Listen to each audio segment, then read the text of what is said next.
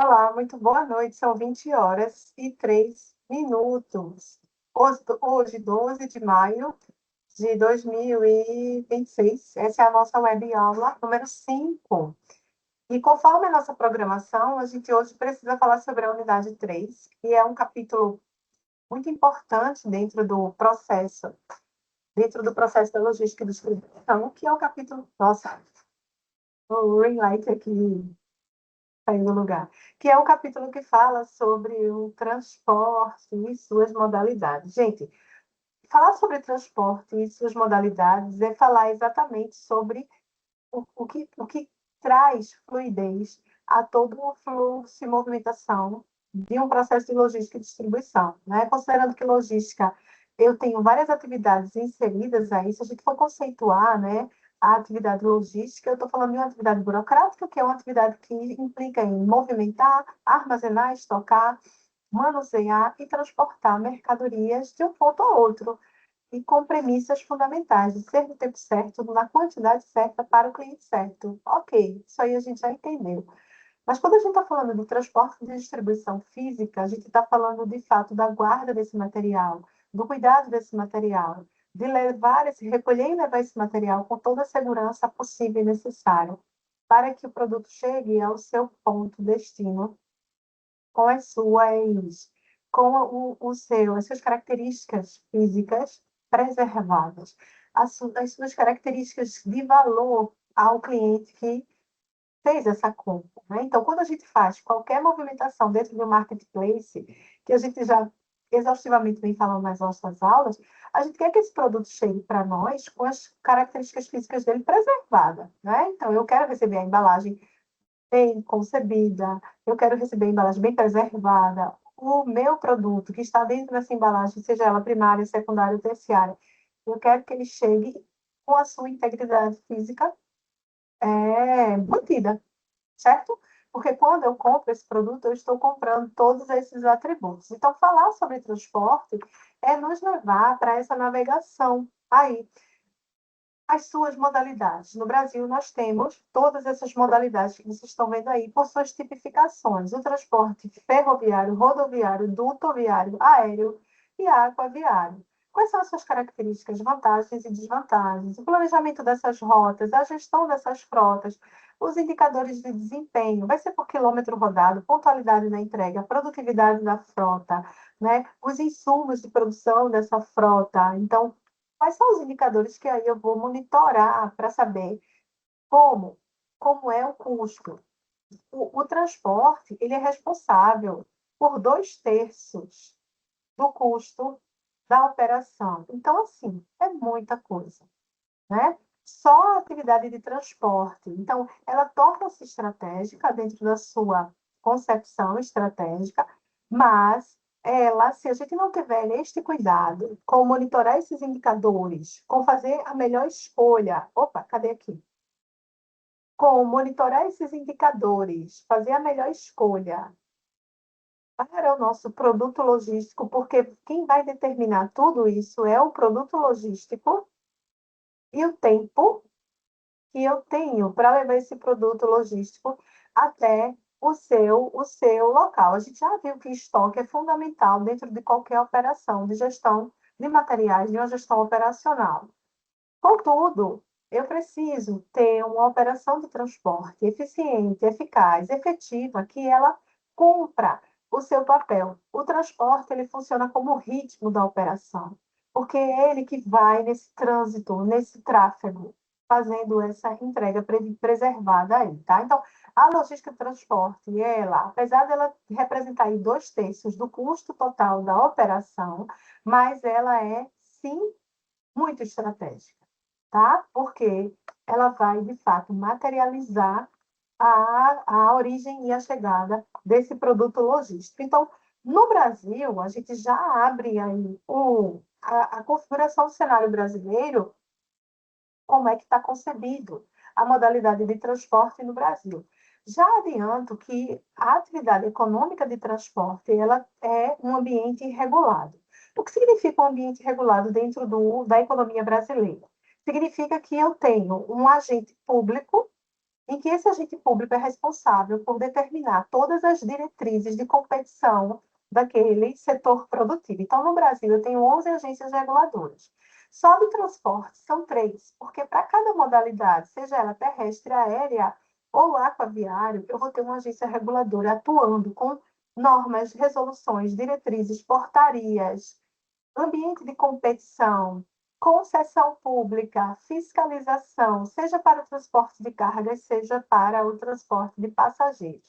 O ambiente de regulação no Brasil, ele é algo que surge com a reforma gerencial do Estado em 1995, quando o presidente da República, à época, Fernando Henrique Cardoso, faz esse reordenamento de alguns setores produtivos, telecomunicações, por exemplo, quando as telas foram sendo privatizadas e cria-se a Anatel, que é esse órgão que vai supervisionar esse ambiente de competição das telecomunicações e criar regras para esse ambiente de competição. Então, as agências reguladoras, elas surgem, de fato, a partir de 1995. Então, a ANTT, a ANAC e a ANTAC, que são essas que estão aí em tela, elas também surgem nesse período, tá? Então, a ANTT é responsável por todo o ambiente de regulação, diretrizes, normas, tudo que for necessário para esse ambiente de competição do rodoviário, dutoviário e ferroviário, tanto na modalidade de movimentação de cargas quanto de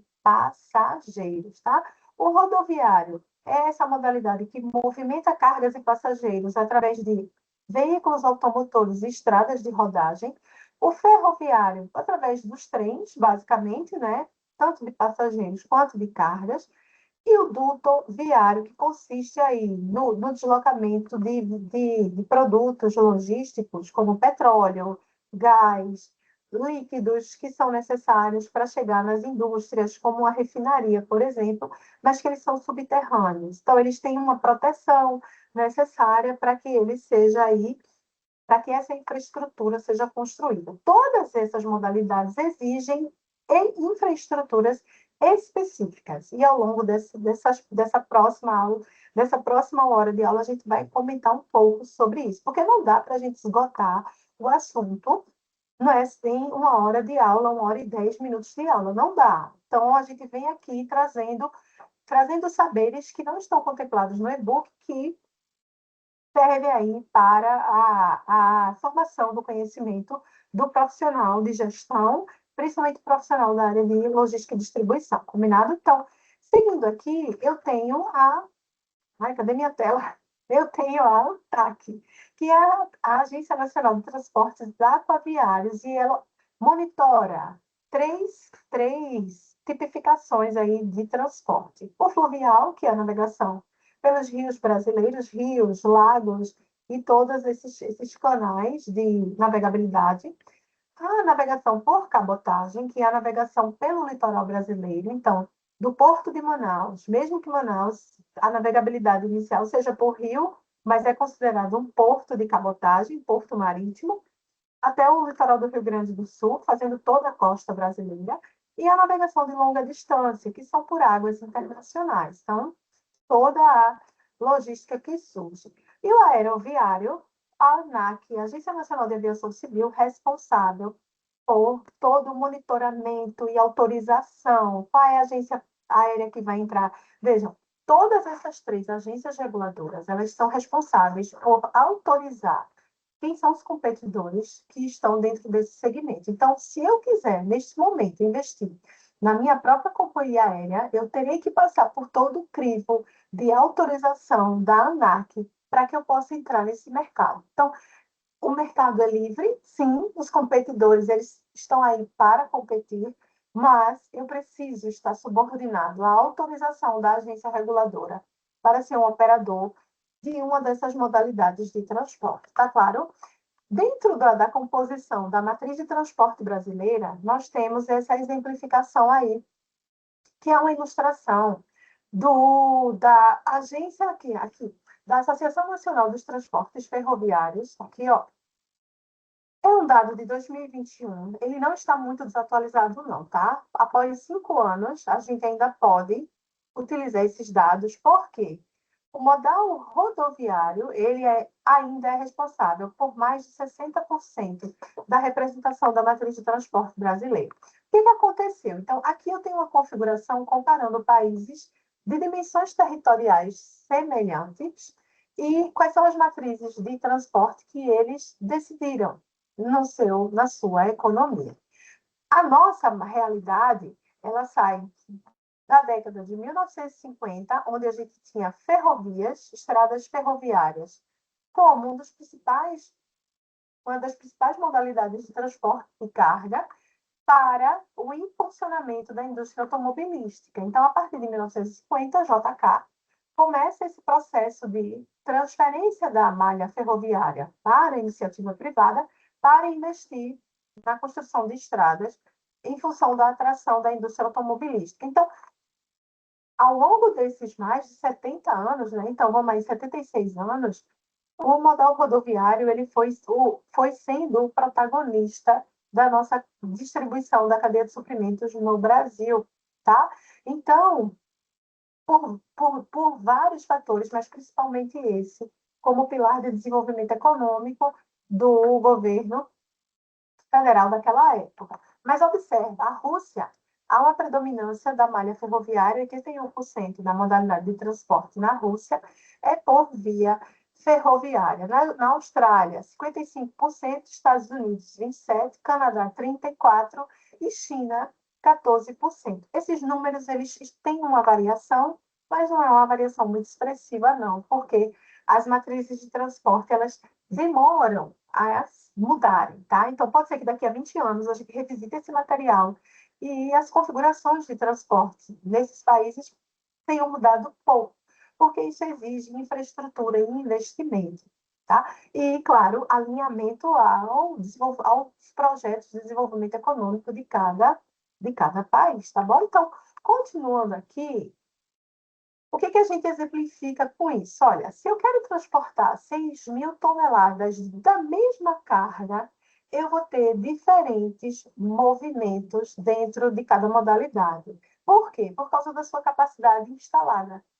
Cada tipo de modalidade ela tem uma capacidade instalada diferente. Então, se eu quiser transportar 6.000 toneladas de carga, sei lá, 6.000 toneladas de carga e a carga é madeira, eu vou precisar aí, olha, se for por navegação, ou seja, modal aquaviário, e for navegação do interior, ou seja, fluvial, eu vou precisar de um comboio, ou seja, um comboio é o barco a esqui com o motor, e 4 chatas. Chatas são as plataformas onde a mercadoria vai ser acomodada. E aí eu consigo transportar 6.000 toneladas com essa infraestrutura. Se eu optar pelo modal ferroviário, eu vou precisar de 2,9 comboios Hopper, 86 vagões de 70 toneladas cada, para que eu possa fazer essa. Hopper é o tipo, tá? Do vagão que eu vou precisar utilizar para transportar uma locomotiva, puxando aí todos esses vagões. Mas se for no modal rodoviário, eu vou precisar de 172 carretas de 35 toneladas cada. Esse exemplo ilustra bem para a gente por que as nossas estradas estão cheias de caminhões. A capacidade instalada do transporte rodoviário ela é muito limitada se comparada ao aquaviário, se comparada ao ferroviário para transporte de grandes volumes de grandes cargas. Contudo, é a modalidade predominante que faz a economia brasileira circular. Por causa dessas decisões que vêm da década de 50, lembra, tá? Isso, investir mais na modalidade rodoviária foi uma decisão vinda lá da década de 1950, século XX. Foi a melhor decisão à época? Acredito que sim, por causa de todo o cenário econômico e o contexto de desenvolvimento que se foi projetado. 76 anos depois, a gente sabe que isso trouxe impactos, e impactos muito, muito grandes. E o impacto que mais ganha evidência é esse que eu mostro para vocês agora, o custo logístico. Por quê? O custo do transporte, como eu falei para vocês, ele representa aí 2/3 do custo da operação logística, né? Então, ele traz esse impacto muito grande dentro da operação logística, tá claro? Então, aí, ó, o modal rodoviário cresceu na pandemia, sim, cresceu muito, porque as operações de delivery também aumentaram bastante, né? Então, com o crescimento na pandemia, houve uma modernização de práticas sustentáveis, mas ainda é muito embrionário, muito incipiente mesmo, enquanto outras opções, como ferrovias, ainda avançam lentamente. Por quê? Construir ferrovias é muito mais caro do que construir rodovias, certo? E claro que existe toda uma prática de mercado já montada em cima do transporte rodoviário, mas isso onera muito o custo logístico de todas as operações. A gente acaba pagando mais caro nos produtos e serviços que a gente acessa, que a gente consome, porque o estoque ele chega através do modal rodoviário. Então, por exemplo, se eu vou a um salão de beleza e eu vou cortar meu cabelo, o custo daquele serviço vai tornar-se caro, porque no rateio do custo, o custo de transporte para os insumos chegarem dentro do salão, ele é rodoviário. Então, isso tem que estar rateado na prestação do serviço, que é o serviço de cortar cabelo, tá bom? Então, não está apenas associado à compra de produtos, não. Então, aqui, a distribuição dos custos mostra aqui, ó, transporte como o custo mais representativo. Então, no Brasil, isso chega a ser 15%, 15,8% aproximadamente, do PIB brasileiro é custo com transporte. Aí na Índia, 10%, na China, 9%, no Canadá, 8%, nos Estados Unidos, 8,5%, no Canadá, 8,9%, tá?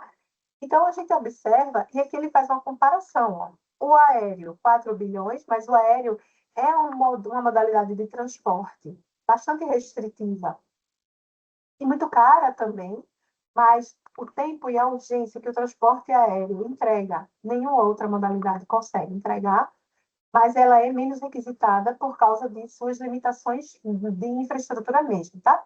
O dutoviário, o aquaviário e o ferroviário. Então, a discrepância é muito grande, porque o rodoviário ele é protagonista absoluto.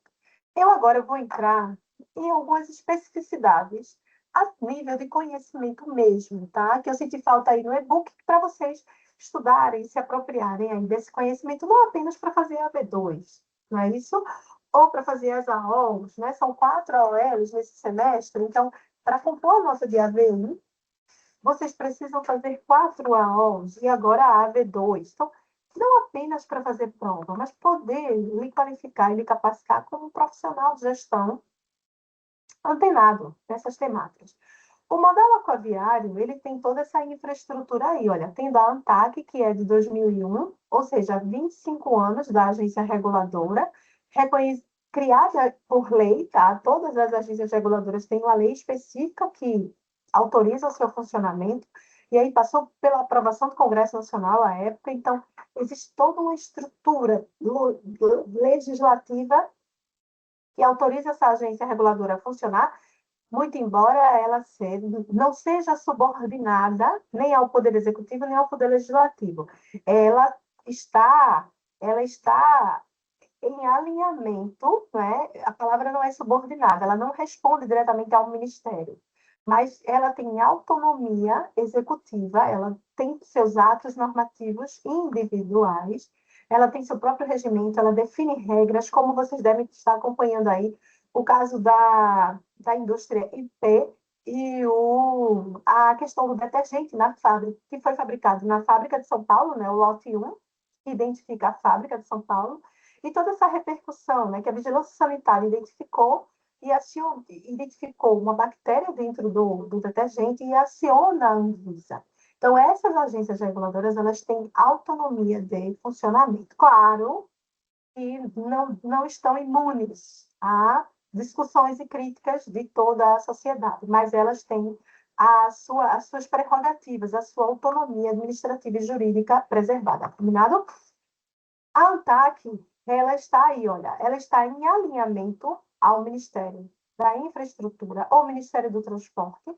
Isso muda muito de acordo com o Poder Executivo e a nomeação dos seus ministérios, tá?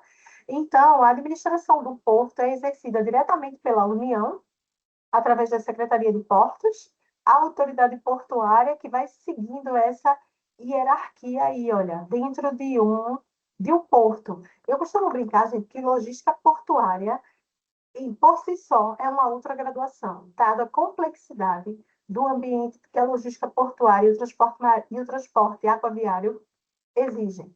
Então, dentro de uma estrutura portuária, eu tenho outros atores, como a Anvisa, Polícia Federal, Secretaria de Receita Federal, Secretaria de Fazenda, a Organização Internacional Marítima, a Marinha do Brasil e a Marinha Mercante e todas as suas normas, não é?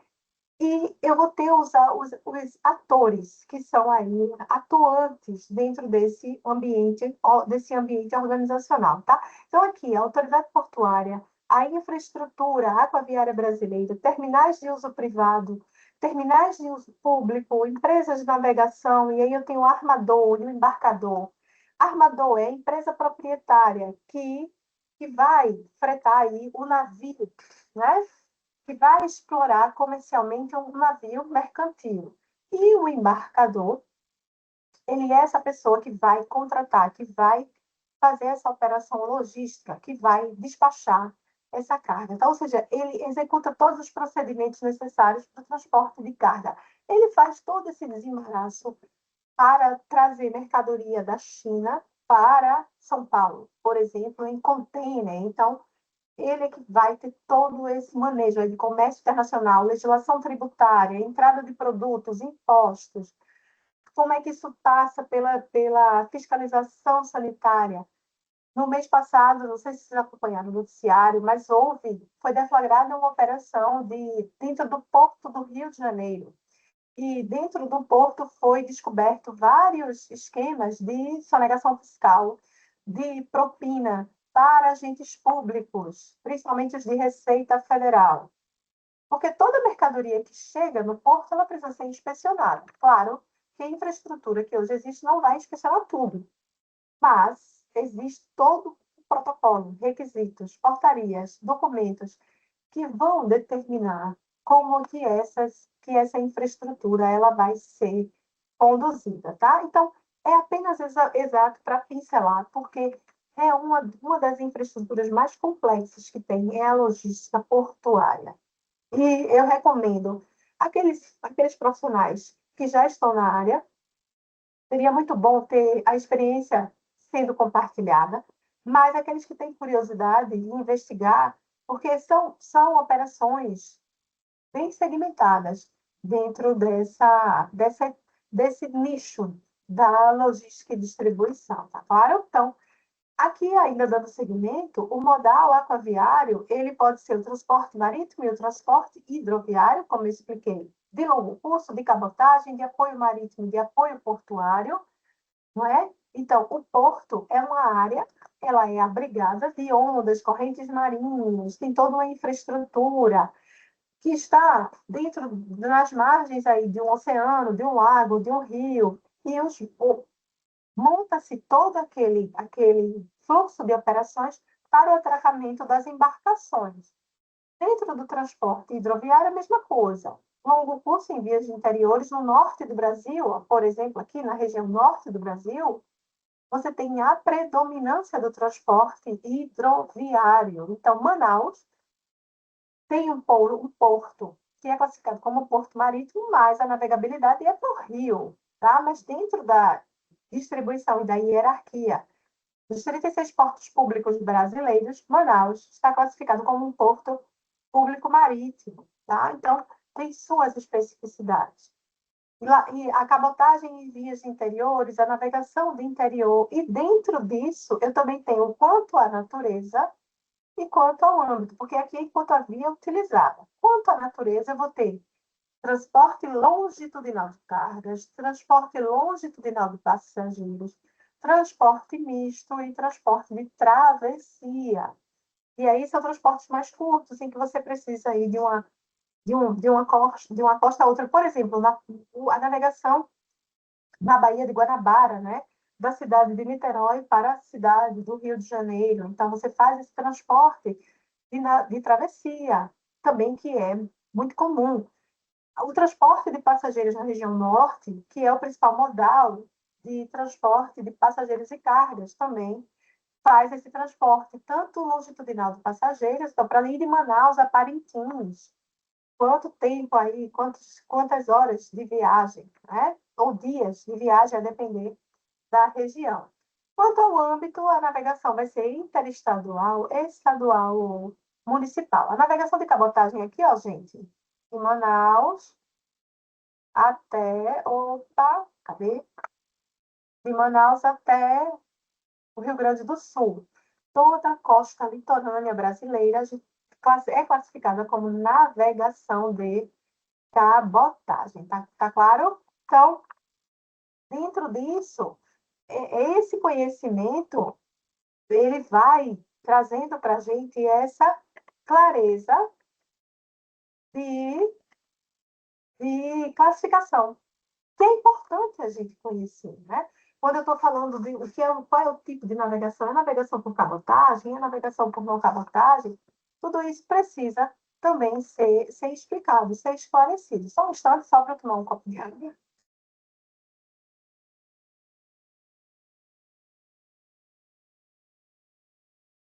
E também, gente, a infraestrutura. O que é uma inclusa, por exemplo?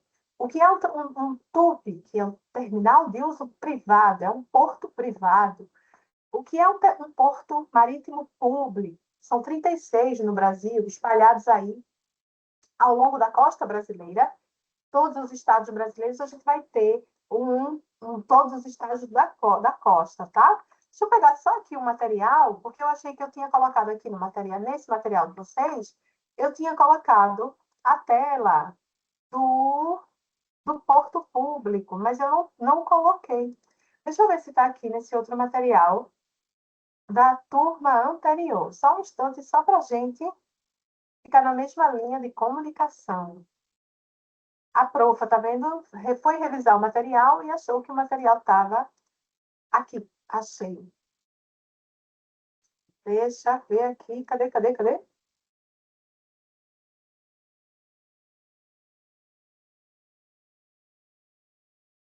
Ai, cadê o material de vocês? Pronto. Deixa eu só colocar aqui para a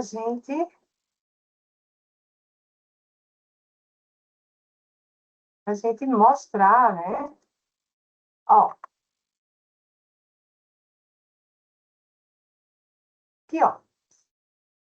Aí, ó, mostrando para vocês, tá vendo? São 36 portos marítimos e 8 sistemas hidroviários, que são esses localizados aí. Então, a gente tem o eixo Amazonas-Tapajós, a gente tem o eixo do Rio Madeira, no 3, o eixo do Rio Tocantins-Araguaia, o eixo do Rio Parnaíba, aqui, ó, 4. A gente tem o eixo do Rio São Francisco, que é exatamente do sudeste ao nordeste. A gente tem o do sul Uruguai, aqui no 6. A gente tem o 7, o eixo Paraná, e o 8, Paraguai, que pega exatamente a costa oeste aí do Brasil, tá bom? Então, isso são as ramificações do mapa aquaviário. Então, os 36 portos públicos marítimos eu tenho, por exemplo, em Pernambuco eu tenho dois, o Porto do Recife e o Porto de Suape. Mas eu tenho, no Rio de Janeiro, eu tenho muito mais. Eu tenho o Porto do Rio de Janeiro, eu tenho o Porto de Itaguaí. Então, essas estruturas portuárias, porque a humanidade, ela surge exatamente desse processo de navegação, né? Então, a, a exploração das civilizações, ela se dá primordialmente pelo transporte marítimo, pelo transporte de exploração de outros territórios e continentes. Então, esse domínio, essa expertise do sistema de transporte, ele é milenar. E ele vem acompanhando a humanidade aí no seu processo de evolução econômica, né? De transição dos sistemas econômicos que foram acontecendo, tá? Então, nesse requisito aí, o mapa aquaviário traz para a gente aí essa ilustração e aqui a representação dos portos públicos. Claro que a imagem ficou diminuta, mas depois vocês deem uma pesquisada nesse assunto. E aí, quais são as vantagens e desvantagens para a gente finalizar essa ilustração sobre o modal aquaviário? Vantagem: maior cobertura geográfica, transporte de grande quantidade e variados tipos de carga, né? Custo de transporte é mais baixo, mas também é mais lento, né? Baixa emissão de poluentes. E aí, quais são as desvantagens? A lentidão, né? Torna o nem todo tipo de carga eu posso transportar, e aí vai depender da urgência desse produto logístico ao seu destino. Eu dependo demais de condições meteorológicas. A gente sempre presencia tragédias que acontecem por navegabilidade aí de mau tempo, por navegabilidade de más condições, e aí nessas tragédias envolve, infelizmente, morte de passageiros, né? Embarcações que não tinham condições de navegabilidade. Ora, e o que, que a ANTAC está fazendo se não está fiscalizando? Porque o papel das agências reguladoras também é esse, fiscalizar o setor produtivo que elas regulam. E, infelizmente, gente, há essas falhas, sim, né? Entre as desvantagens, os custos elevados para as atividades de praticagem nos portos brasileiros. Gente, depois dei uma pesquisada. Que é a praticagem, tá? A praticagem é a atividade de manobra do navio de lá, de onde ele está fundeado, ou seja, onde ele está esperando para poder entrar no porto.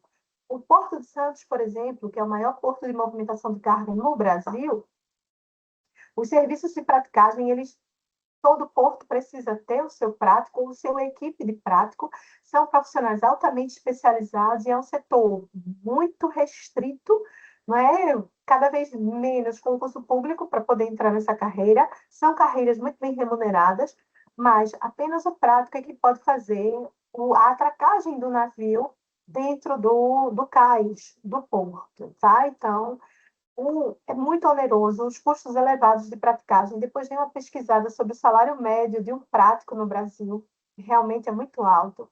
Lentidão nas barreiras alfandegárias, e aí barreiras alfandegárias, as rodovias têm, as ferrovias têm, os portos também têm, e os aeroportos também têm. Então, essa lentidão, ela é generalizada, mas claro que com a automação dos sistemas fiscais, né, Secretaria de Fazenda, Receita Federal, você já tem uma maior celeridade, mas você ainda precisa inspecionar carga. A inspeção de carga ainda é feita pela Polícia Federal, pela Polícia Rodoviária Federal, pela Receita Federal, tá? Então, e pela Anvisa, né? Então, é preciso sim fazer essa inspeção física, no olho mesmo, tá bom? Depende, e aí necessita de outros modais, porque sim, o transporte marítimo, o transporte hidroviário, ele não chega ao consumidor, e aí eu vou precisar da intermodalidade, eu vou precisar geralmente do transporte terrestre.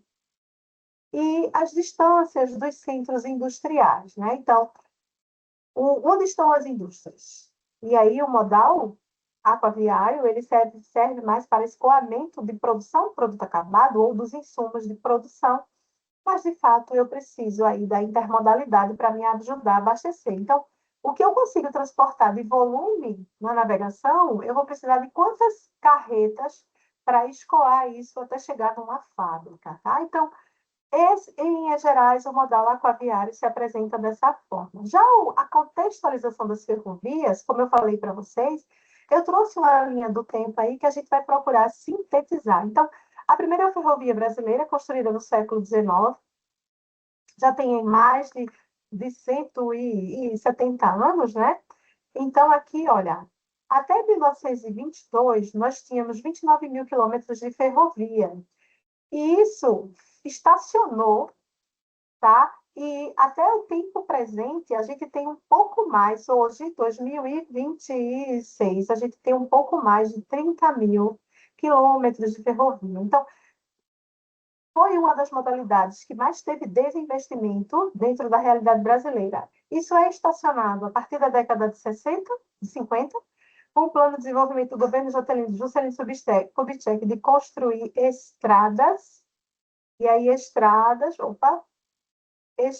autoestradas, tá? Para caminhões, carros, veículos automotores. Em 1996, com o plano de concessão das rodovias federais, essa malha ferroviária passa para iniciativa privada, que tem como uma das metas fazer mais investimentos, mas ainda assim foi pouca coisa que foi construída. Ora, eram 25.599 quilômetros de ferrovias, hoje a gente tem um pouco mais aí de 30 mil. Em 2001 surge a NTT, e a ANTAC, as agências reguladoras, mas quem regula o transporte ferroviário é a ANTT, tá? Então, isso a gente estuda quando a gente estuda economia brasileira, né? Esses movimentos aí de desinvestimento numa matriz de infraestrutura, investimento na outra.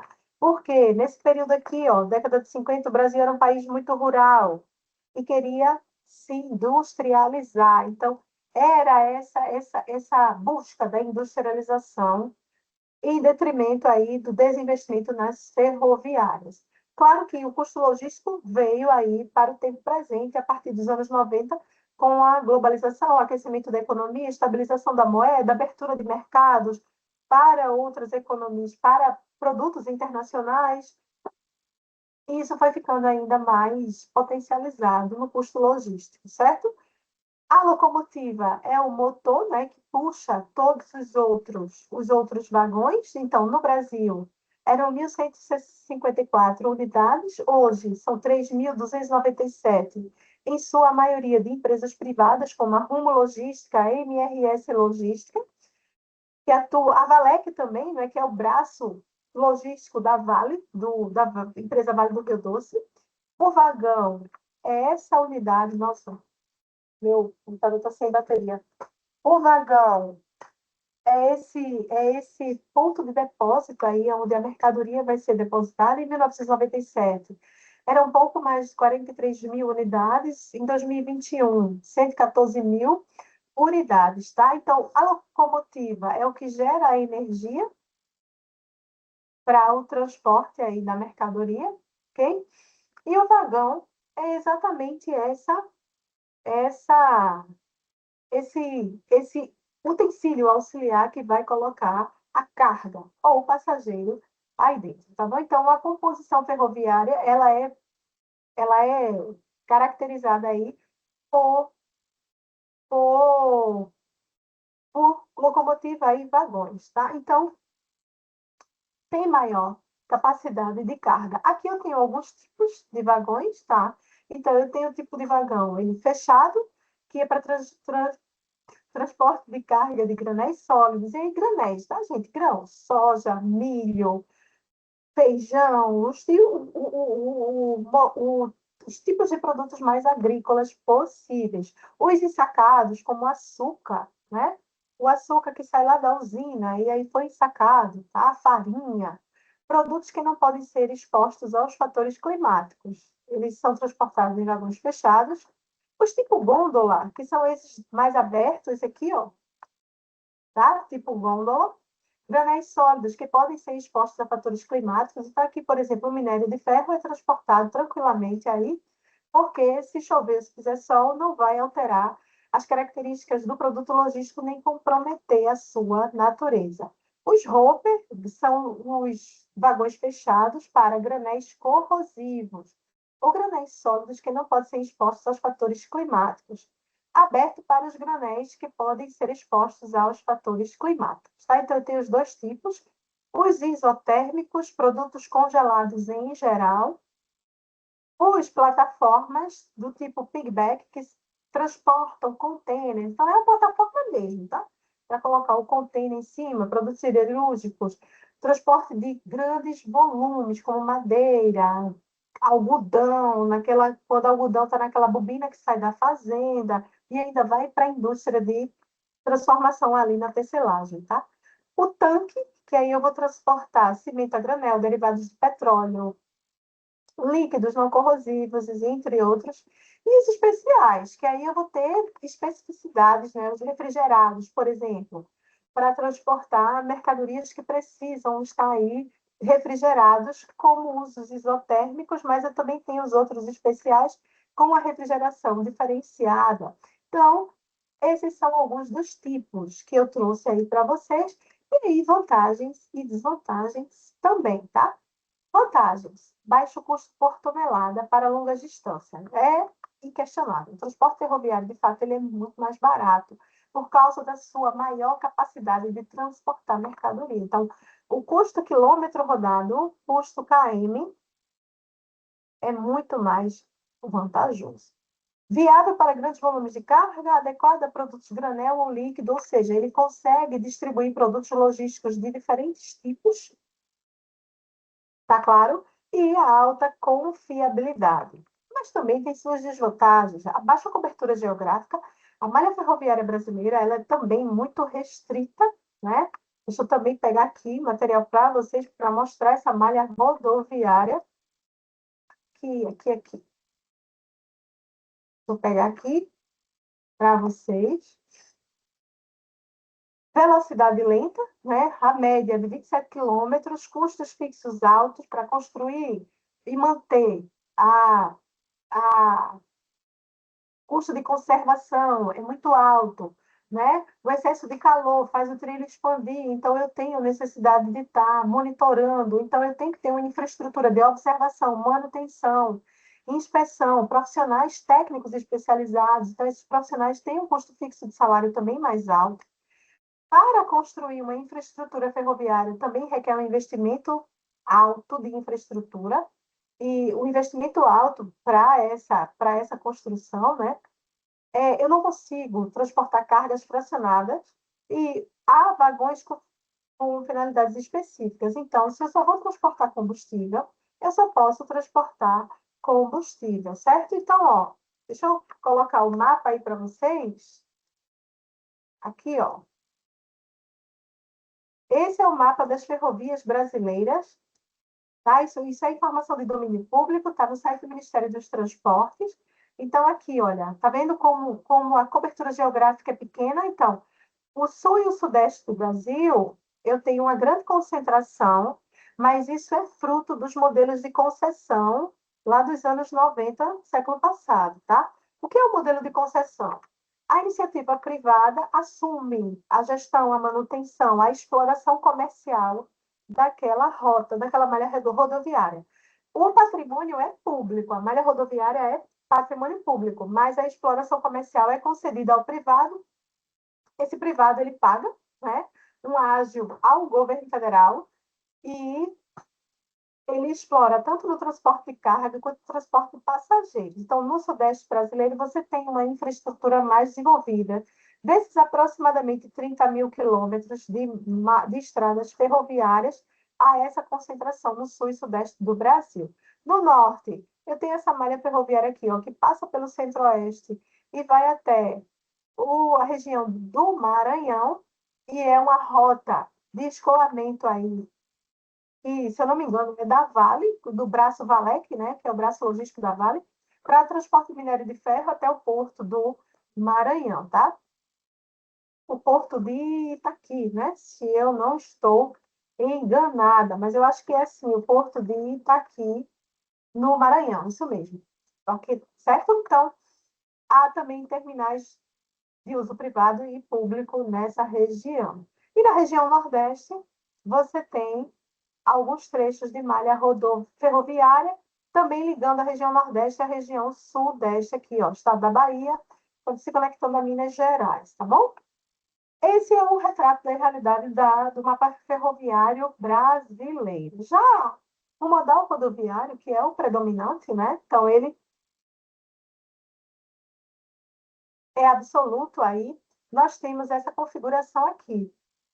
As estradas, principalmente, não é, do meio do Brasil para a sua costa leste, eu tenho a predominância das estradas, tá? Extensão pavimentada, eu tenho aí aproximadamente 65 mil quilômetros rodados e não pavimentada, 10 mil quilômetros não pavimentado. Ainda é um problema grave, sim, porque se a gente tem modal rodoviário predominante, a gente precisa de, no mínimo, um tráfego logístico ágil, rápido, né? Mas a gente tem essa discrepância. Então, de acordo com os dados aí da Confederação Nacional dos Transportes, até 2019, 1.720 mil aproximadamente era a extensão total da malha rodoviária. Esse número ele aumentou, não é 12,4% é pavimentado, 9,1% é planejado, 78% não é pavimentado, tá?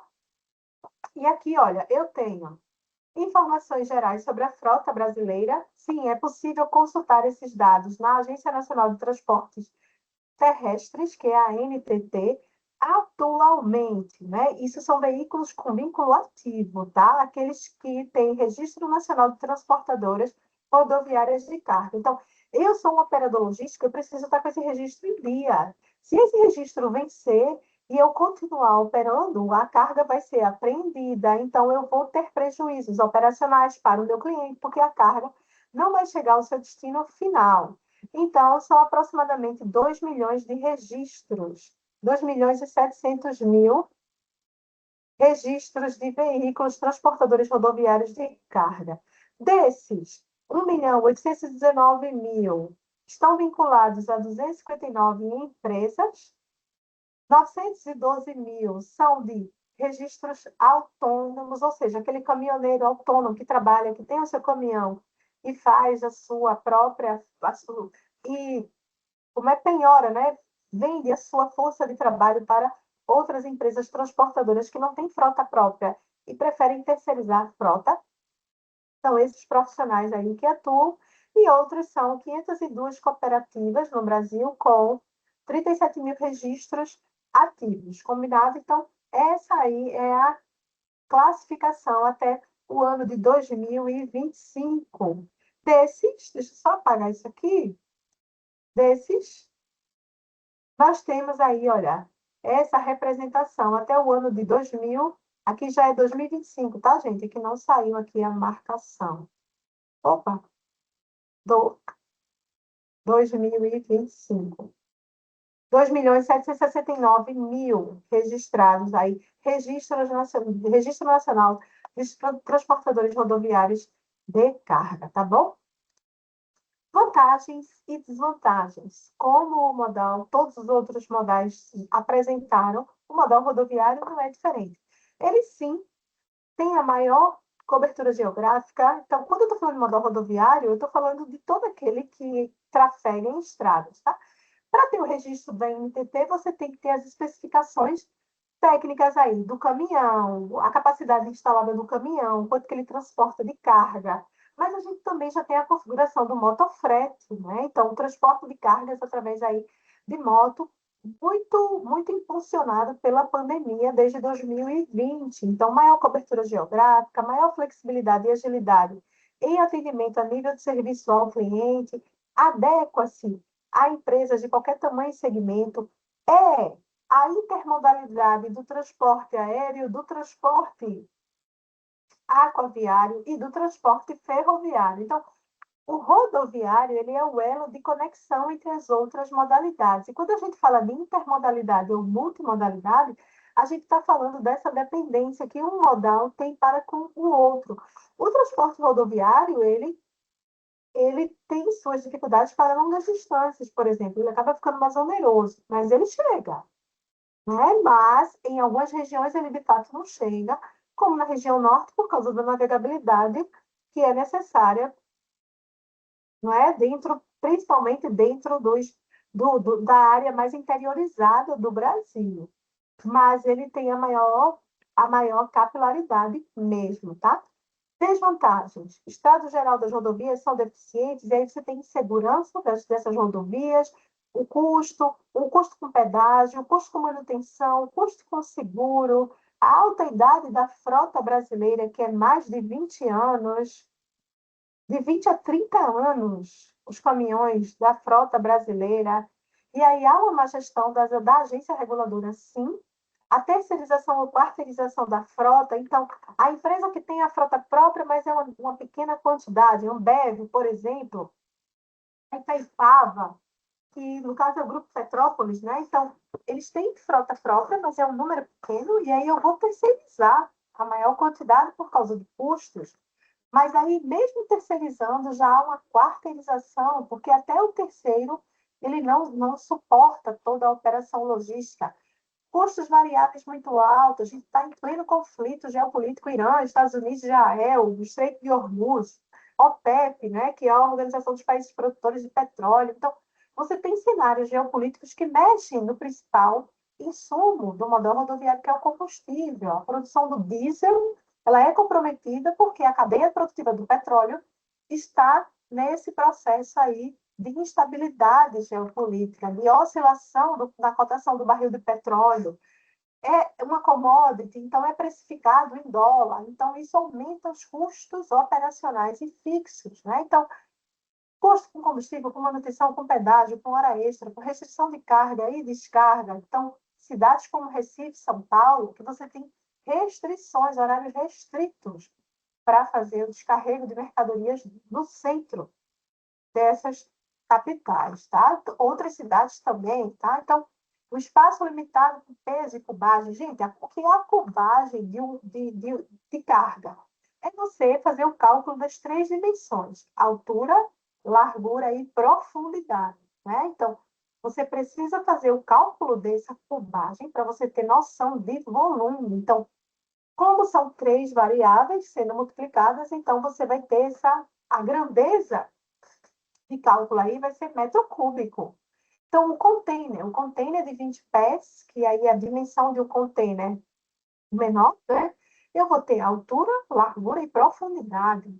O caminhão baú, altura, largura e profundidade. Então, eu faço o cálculo dessa cubagem para melhor acomodar a carga e para saber qual é a capacidade de abastecimento daquela carga, tá bom? Então, isso também é analisado pelo profissional de gestão que vai atuar nessa modalidade de transporte. Então, seja ele no ferroviário, no rodoviário, no aéreo ou no aquaviário, tá? Espaço limitado com peso e cubagem quando comparado a outros modais.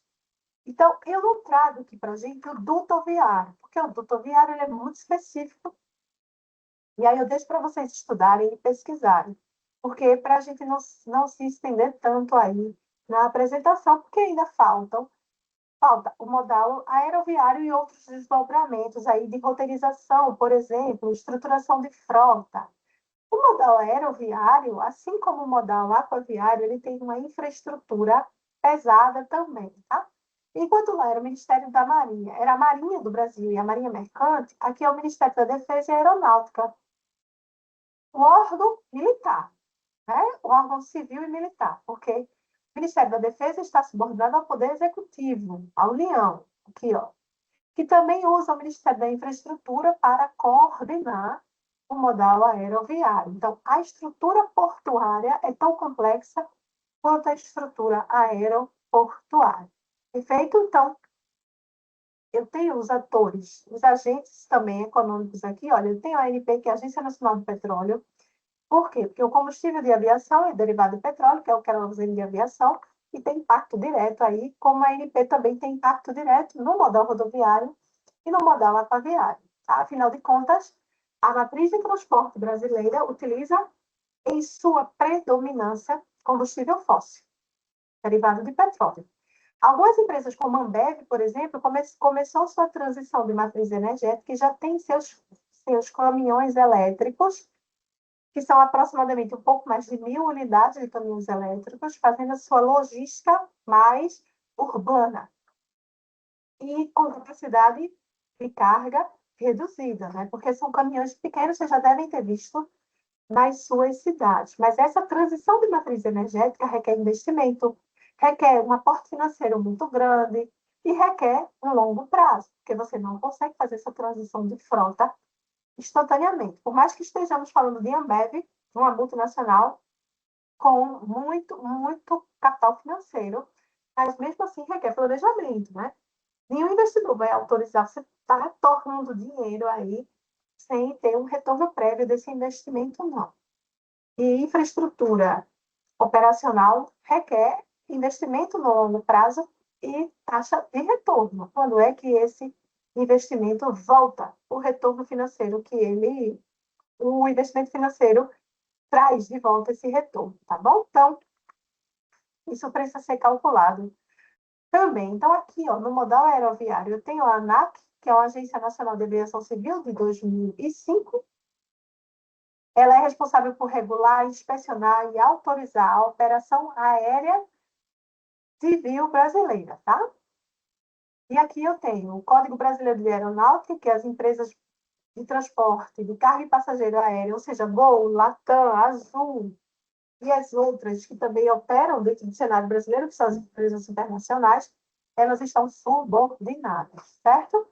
A Secretaria Nacional de Aviação Civil, que tanto responde ao Ministério da Infraestrutura como responde à Infraero, a infraestrutura aeroportuária, ou seja, terrestre e marítima, as concessões públicas dos aeródromos. Já já eu explico o que é um aeródromo, mas é a estrutura de pouso e decolagem, que a gente conhece como aeroporto, né? Mas o nome técnico é aeródromo.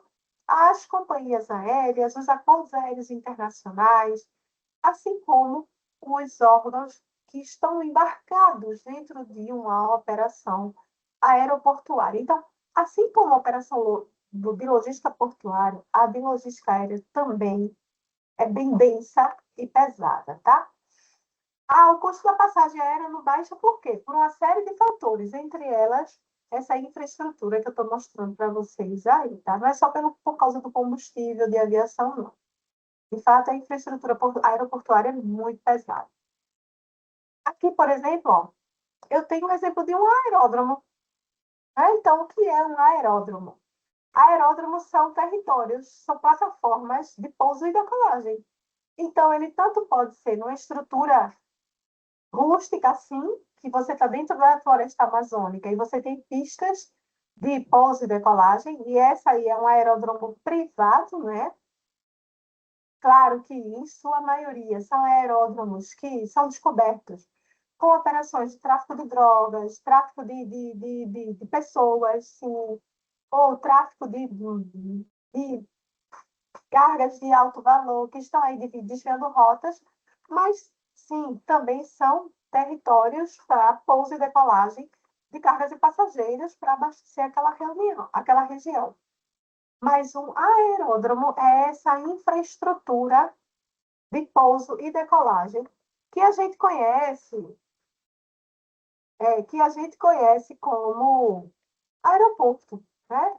Mas o nome técnico é aeródromo. Então, ele tanto está em terra quanto ele está em água. Também existem aeródromos na água, né?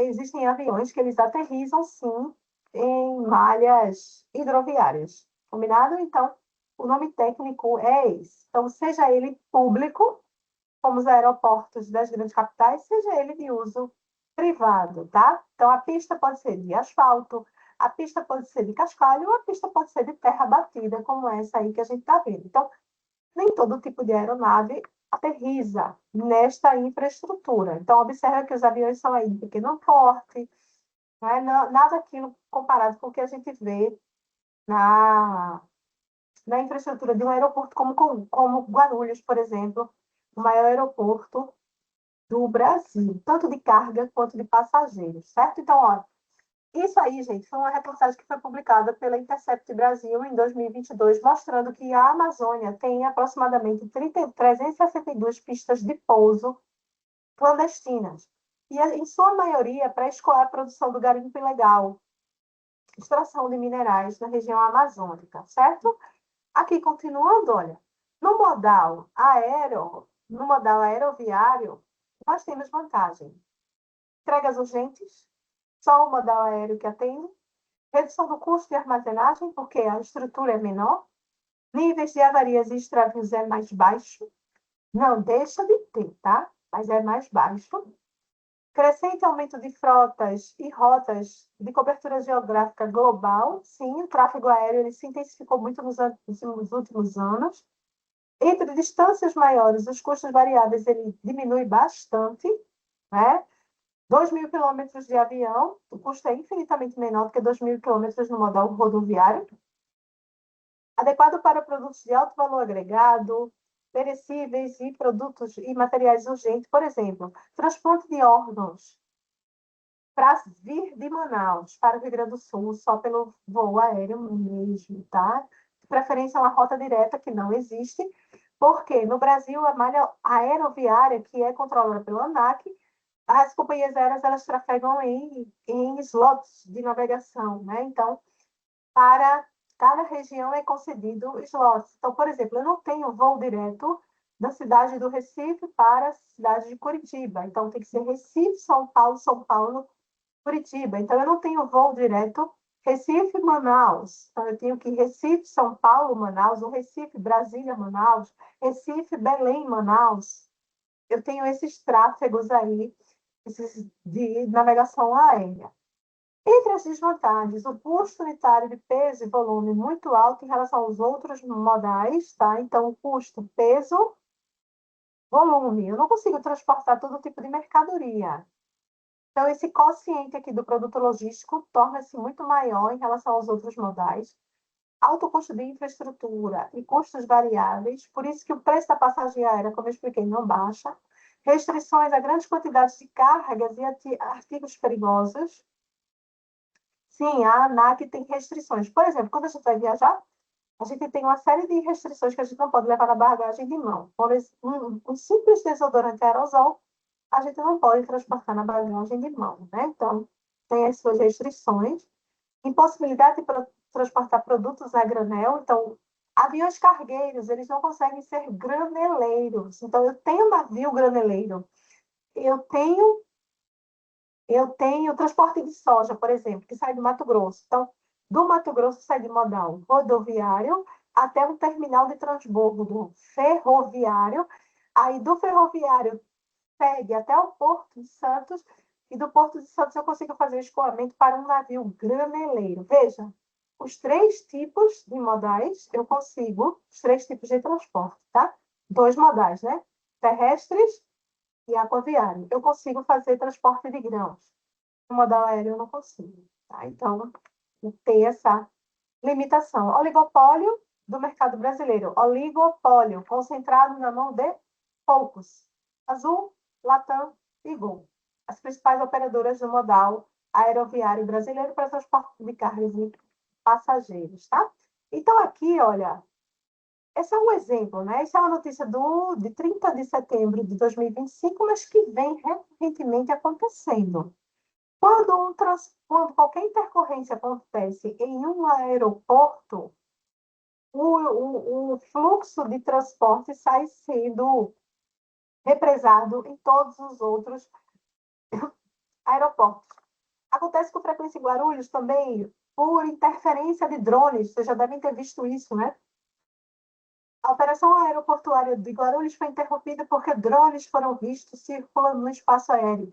E o espaço aéreo do aeroporto é altamente controlado pela torre de controle, pela ANAC, pela aeronáutica, porque é um espaço de periculosidade. Ali opera operação de risco, né? Pouso e decolagem de uma aeronave requer segurança, requer que aquele espaço seja utilizado exclusivamente para isso. Então, quando também há interferência de radiofrequência, a Anatel entra atuando, mas o espaço aéreo também é fechado, porque isso interfere na comunicação. Eu lembro de um episódio em 2024 em Guarulhos, em que foram identificados transmissões de radiofrequência na região ali do aeroporto de Guarulhos, e isso comprometia a comunicação da torre de controle com as aeronaves que estavam pedindo autorização para pouso, né?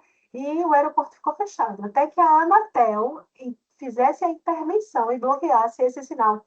Era uma rádio amadora que entrou no sinal de frequência do aeroporto. Então, foi, de fato, uma operação clandestina, né, dessa rádio amadora, que não tem autorização da Anatel para funcionar, tá? Então, por isso que era uma rádio clandestina, porque a transmissão no Brasil é uma concessão pública. Então, tanto as emissoras de TV quanto as de rádio, elas precisam da concessão pública da Anatel para elas poderem operar.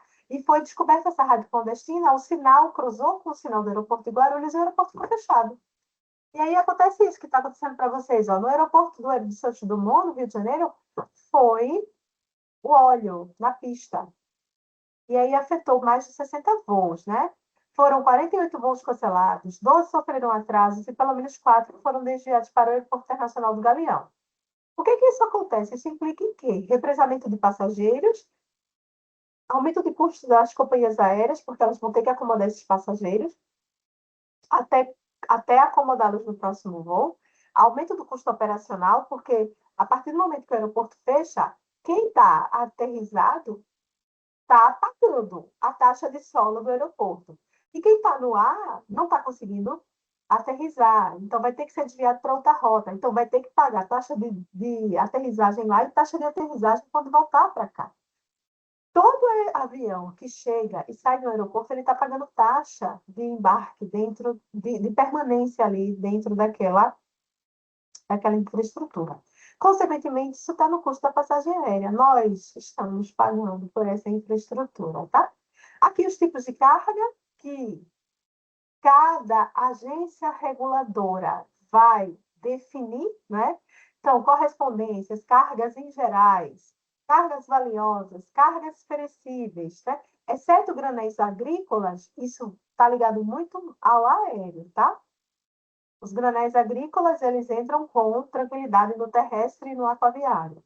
Perecíveis, cargas resfriadas ou congeladas, cargas perigosas, e aí tem que consultar ANAC, ANTAC e NTT, animais vivos.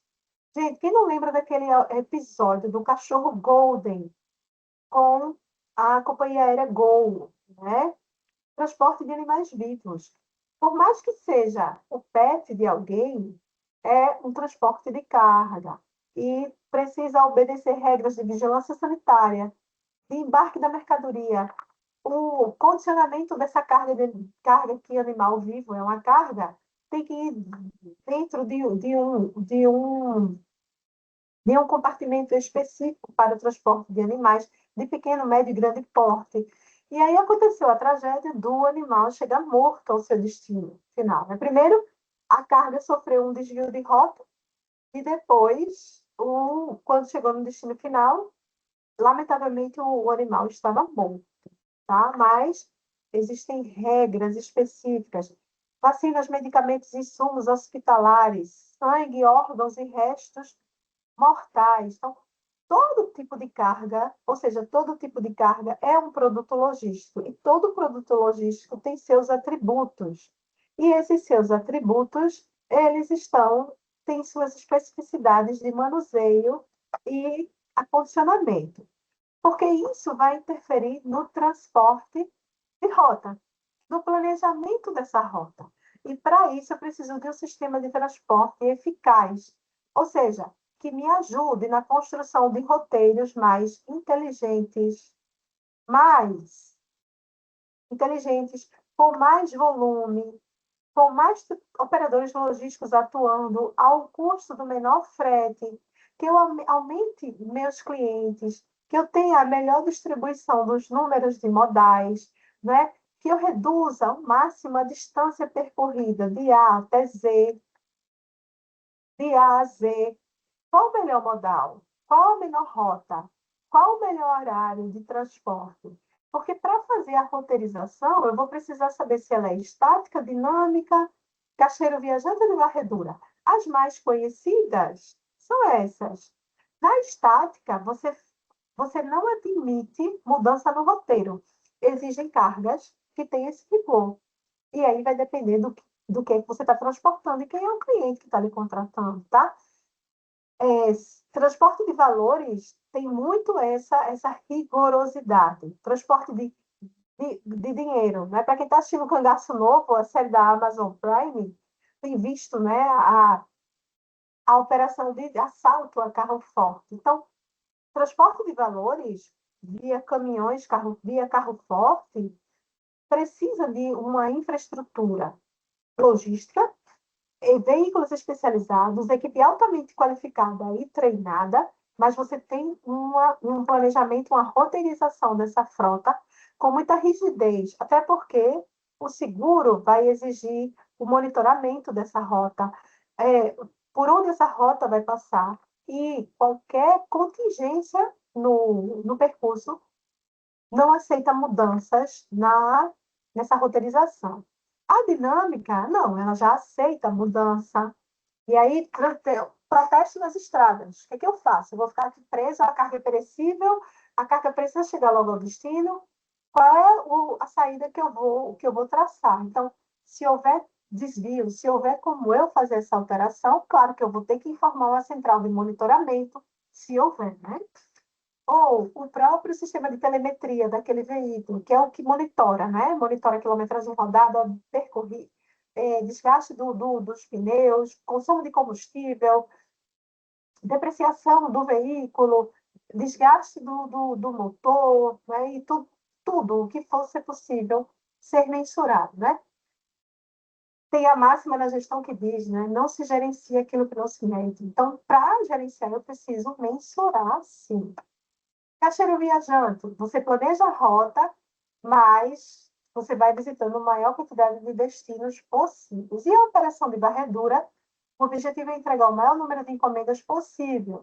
Muito comum nessas operações de entrega dos marketplaces, né? Amazon, Shopee, Shein, Mercado Livre, quando você tem essa roteirização parceira, né? Então, eu estou cansada de ver, gente, o pessoal que está trabalhando com isso, domingo à noite, fazendo esse tipo de rota, está fazendo esse tipo de operação de roteirização, né? De natureza de varredura, tá claro?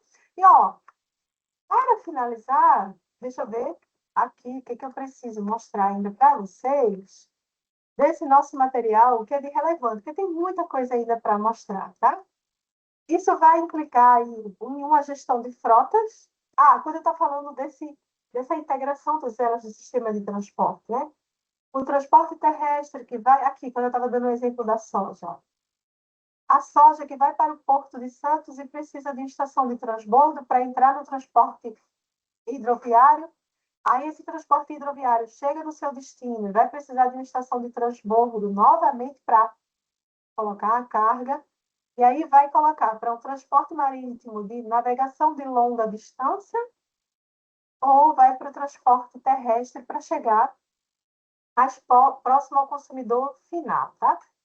Lembra, nas cadeias de suprimentos, quanto mais a gente se aproxima do consumidor final, melhor. Mas, por exemplo, o trem, ele não consegue estacionar dentro de um shopping.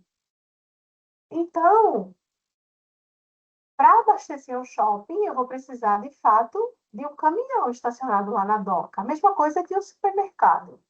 Então, há essas limitações. A mesma coisa é o transporte aquaviário. Tá? Então, 80% das mercadorias que cruzam aí as fronteiras globais, elas vêm por transporte marítimo de longa distância. Mas na hora de circular dentro da economia, dentro das cidades, eu preciso do transporte rodoviário. Eu, enquanto consumidor, quero comodidade. Então, eu não quero saber como é o bastidor disso, não, tá? Eu só quero que o meu produto chegue no tempo certo, na quantidade certa e no prazo certo. Tá claro? Para isso, gestão de frotas é fundamental. Manter, dimensionar qual é a infraestrutura que eu vou precisar e substituir. Falei no caso da Ambev, né? Quando que fez uma substituição em 2023 da sua frota de veículo a diesel para circular nas cidades, tá? Então, não são aquelas carretas que a gente vê transitando dos seus operadores logísticos, não, tá? São aqueles... O carro é personalizado mesmo. Deixa eu ver se eu consigo a imagem desse carrinho da Ambev. É o caminhãozinho elétrico. Tem sim, deixa eu pegar aqui. Achei aqui uma foto. Vocês já devem ter visto isso nas cidades que vocês moram. Aqui, ó. Tá? Esse veículo aí, olha. Isso foi um processo da Ambev em que começou em 2018, terminou em 2023, em que ela saiu trocando essa frota de veículos de pequeno porte para abastecer os bares e restaurantes nas cidades e o varejo de pequeno porte, ou seja, o que está mais próximo do consumidor, o ponto de venda mesmo. E aí a Ambev foi trocando. São 1.600 caminhões elétricos desse modelo que estou mostrando aí na tela para vocês. Foi uma parceria de produção com a Volkswagen que produziu esses caminhões, e a Ambev colocou eles na operação, tanto é que tem o símbolo da Volkswagen aí, né? Aqui, ó, né? Tem o símbolo da Volkswagen. E esses caminhões, eles são caminhões elétricos, ou seja, essa transição da matriz energética. Só que essa decisão da Ambev, ela precisou ser muito bem analisada. Por quê? Porque isso interfere no dimensionamento da frota e na substituição dessa frota aí, tá certo? Controle e manutenção, sim, vai ser necessário. Periodicidade, controle, manutenção preventiva, manutenção preditiva, ou seja, eu já busco fazer a antecipação dos problemas que poderão acontecer, e para isso eu utilizo tecnologia embarcada. Sistema de telemetria, que é esse sistema que está embarcado dentro do veículo e que me fornece dados dos mais diversos possíveis, ou seja, depreciação do pneu, o uso do motor, o quanto que está fazendo por quilômetro rodado, quanto de energia ele faz por cada quilômetro, não é? De parada, manutenção de freio. Então, eu tenho a manutenção preventiva e eu tenho essa manutenção preditiva. E elas são diferentes exatamente porque uma me alimenta de dados para me antecipar a tomada de decisão, e a outra faz parte da rotina de manutenção de freios, manutenção de motor, e aí eu tenho calendários específicos e determinados. Elaboração e emissão de controle de documento, as três agências, elas têm rigorosas definições de documentação, né? E equipamentos e instrumentos aí de apoio à operação, de transportes, e aí que são muitos, né? Assim, eu ainda tenho aqui a manutenção corretiva, até que essa deve ser evitada ao máximo. Por que eu vou corrigir? Porque eu não preveni, porque eu não fiz o levantamento de dados com a manutenção preditiva, né? A manutenção corretiva é aquela que quebrou, eu vou ter que parar para consertar. E dentro de uma operação logística, isso é o estágio que a gente não deve deixar chegar, tá bom? E aqui, para finalizar, e não menos importante nessa nossa noite, são os indicadores de desempenho. Eu acabei de falar, né? Não se gerencia aquilo que não se mede. E essa frase não é minha, tá, gente? Essa frase é de William Deming, estatístico americano, que foi, que foi contratado aí pelo Japão, no Japão pós-guerra, pela JUSE, né? Que é o organismo de engenharia deles, né? A Associação de Engenharia Japonesa. E a JUSE traz William Deming, um estatístico renomado americano, para ajudar a indústria japonesa a reorganizar seus processos. E aí o William Deming traz essa clássica frase: não se gerencia aquilo que não se pede. Então, eu preciso ter indicadores de desempenho para tudo. Por exemplo, essa aula com uma duração de 1h20.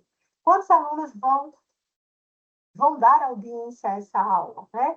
Esse vídeo vai ser reproduzido quantas vezes? Como é que está o acesso do aluno a essa aula? Tudo isso a gente monitora. Tudo isso é mensurado, tá certo? Então, percentual de entregas, o tempo em trânsito, pesquisa de satisfação do cliente, o custo operacional, margem média de lucro e outros indicadores que a empresa ali for, for mensurando, né? Tempo de navegação, quanto tempo esse navio aqui da Maersk levou para sair lá da China com destino ao Brasil. São 19 mil containers, ou seja, esse é um dos maiores navios de porta-container do mundo. E isso precisa também transformar-se em informações para tomada de decisão, porque isso vai definir o seguro da carga, o custo de combustível, né, esse custo operacional aqui direto, o trânsito. Veja, quando eu falo de custo operacional, taxa de porto, taxa de aeroporto, cada um tem a sua precificação, né? Porto de Suape, em Pernambuco, tem um custo operacional altíssimo. Então, o custo de embarque e desembarque de mercadoria nesse porto é conhecido como um dos mais caros na operação brasileira. Tá? E isso afeta a rota de navegação, de atração, de embarque e desembarque para aquela, para aquela rota de navegação. Né? E os clientes que estão ali naquela região, naquele ecossistema, tá bom? Por fim, deixa essa reflexão aí para a gente, tá? O ponto ainda vulnerável na logística é o capital humano. A gente já refletiu sobre isso lá no início da nossa disciplina, que apesar do conceito relativamente novo no Brasil, em função do pouco tempo, foi menos desenvolvido que a tecnologia. Então, esse é aquele alerta para nós. Nós precisamos nos qualificar. Nós precisamos aprender a aprender o tempo todo. O mundo dos negócios, do trabalho, da economia está mudando muito aceleradamente e nós precisamos estar sempre em atualização, tá claro? Eu deixo vocês com essa noite, eu desejo que vocês estudem, que deem ibope aqui para a professora, que assistam esse material, mesmo que seja na velocidade 2, mas que apropriem aí desse conhecimento. Qualquer dúvida, deixe mensagem no canal, fale com o mediador, ou manda e-mail para mim, tá, gente? Meu e-mail é janaína.silva@sereducacional.com, e aí você pode se comunicar comigo ou manda e-mail para a coordenação do curso também, se quiser esclarecer alguma dúvida. As avaliações estão chegando, né? A AV2 está aí com o calendário batendo a porta, o calendário está na sala de aula para vocês. Deixa eu só encerrar aqui essa transmissão. O calendário está aí, batendo na porta para vocês. Deixa eu até pegar aqui a nossa sala de logística e distribuição, para a gente ver o calendário acadêmico aqui nos canais de avisos. Inclusive, a interface mudou, né? Mural de avisos, calendário acadêmico. Cadê? Vou transmitir aí para vocês. Parar de compartilhar. Vem aqui. Cadê o calendário acadêmico aqui, ó? Calendário acadêmico aí para vocês, né? As AOLs, de 30 de março a 25 de maio, então, hoje é 12, tá? Não deixa para os últimos dias, por instabilidade da plataforma, do servidor, da internet, dos dispositivos eletrônicos, então já vai se antecipando. São 4 AOLs para a formação da nota de AV1. Lembra que a média agora é ponderada, tá? AV1, peso de 40%, AV2, peso de 60%, e vai somar para ter a sua média final. AV2 aqui, verifica esse requisito aqui, se você faz prova presencial. Quem é que faz prova presencial? Terceiro período de UNAMA, UNG, todos da Uninor. Então, se você é Unifael ou Uninasal e já está acima aí do terceiro período, a presencialidade não é alcançada para vocês, mas verifica qual período que você está, pelo amor de Deus, tá? A realização de AV2 vai de 25 de maio a 3 de junho.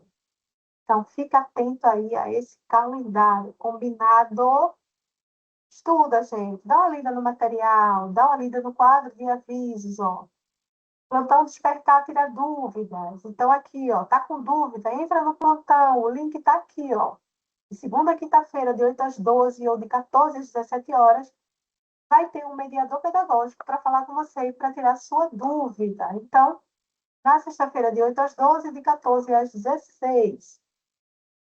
Ah, não tenho como entrar porque estou em horário de trabalho, mas tenta dar uma reservada aí, dá uma fugida aí. Caso não consiga, deposita aqui no mural de avisos, aqui, perdão, aqui, ó, no Fale com o mediador, tá bom? Deposita a tua dúvida aí. Mas voltando aí ao quadro de avisos, fica atento que o calendário de provas de fato está chegando e aqui ensina como calcular a nota. Todas as informações estão na sala de vocês. Então, vocês precisam dar essa conferida aí. E na dúvida, vai aí no plantão Despertar, tá bom? Eu encerro por aqui. Fiquem bem e até a próxima web.